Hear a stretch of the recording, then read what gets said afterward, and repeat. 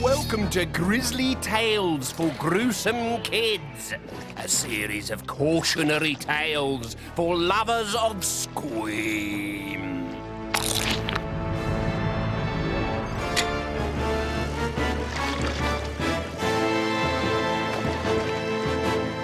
I call this tale The Butcher Boy.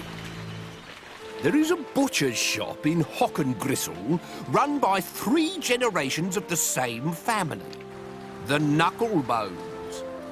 There is Grandfather Gideon, his son Chopper, he of the 1 eye and 3 fingers, and his son Chuck.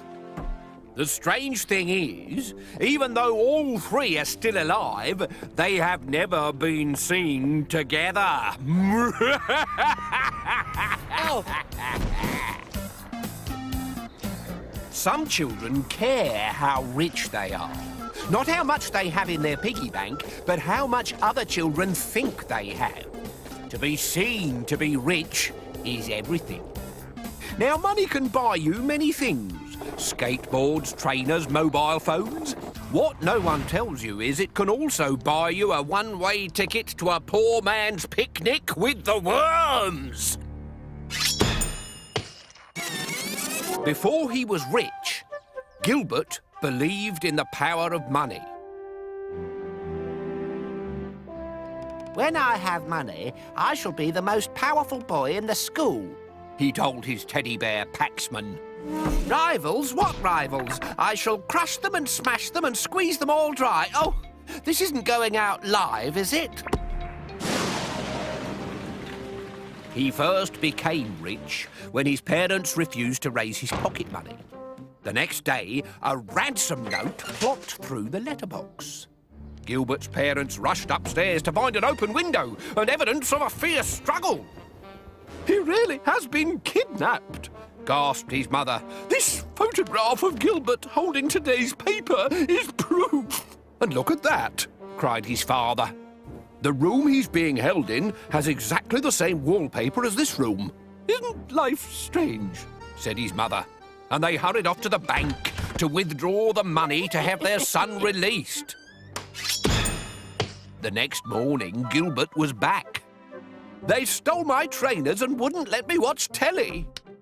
But in his waistband nestled a large wad of cash, which would change his life forever. Now that Gilbert was the richest boy in the school, he wanted everyone to know it.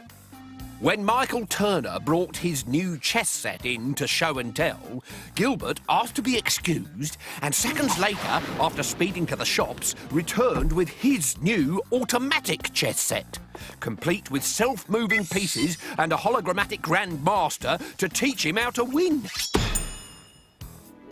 When Phoebe Clawhammer bought a kite, Gilbert bought a hang glider. When Terence Filch bought an MP3 player, Gilbert bought his own band. When Chloe Swinton-Berry trotted in on her new pony, Gilbert bought a stallion called Granite, who had won the Grand National 5 times. And when Peaches Mulhoon and Ahmet Iqbal bought a beautiful wooden yacht, Gilbert bought a US warship, complete with launch pad for gung-ho presidential visits. Bring it on! The truth was, Gilbert couldn't bear anyone else to be the centre of attention.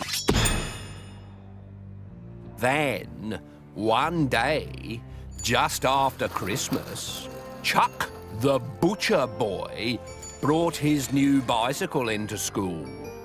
His family had just made a shed-load of money from turkeys, so it was the newest bike on the market with all the extras, including friction-free paint as used on the space shuttle, automatic gearing, onboard games console, and a uniquely moulded gel saddle to banish bum blisters.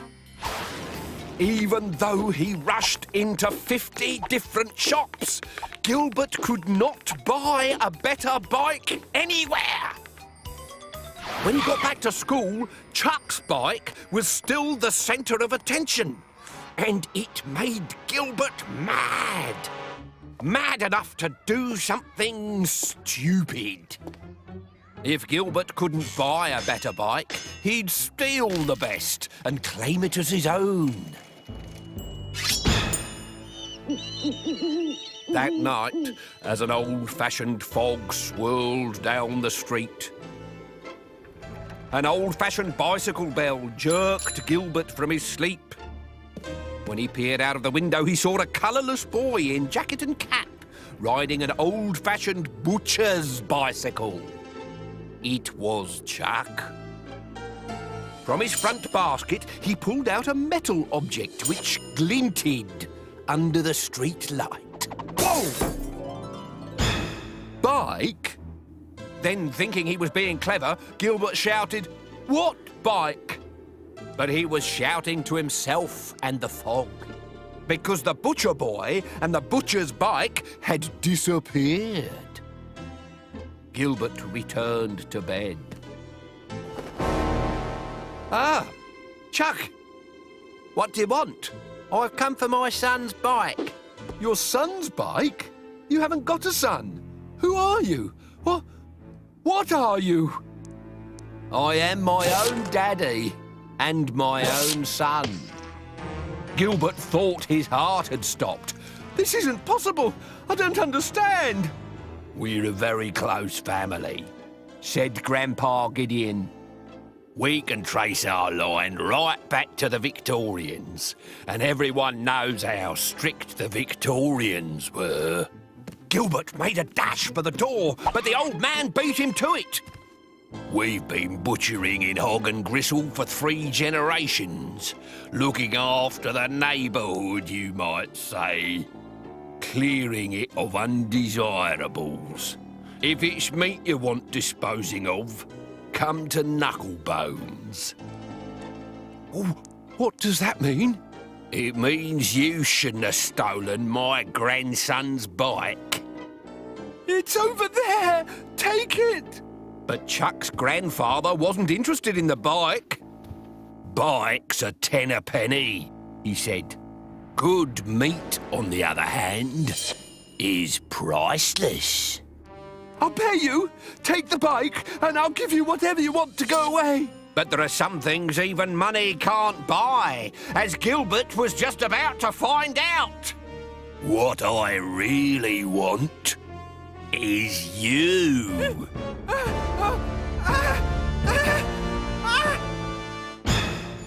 The next morning, Chuck rode his new bike into school and distributed Gilbert's expensive toys to all of the children whom Gilbert had hurt.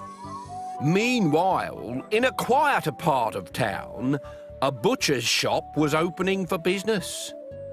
There was a new sign in the window. Meat to die for. Morning, Mr. Knucklebone. Morning, Mrs. Patrick. Recommend anything today? I've got some freshly made sausages, if you're interested. Oh, it's such a pleasure to still have an old-fashioned butcher around. We aim to please, Mrs. Patrick. We always aim to please.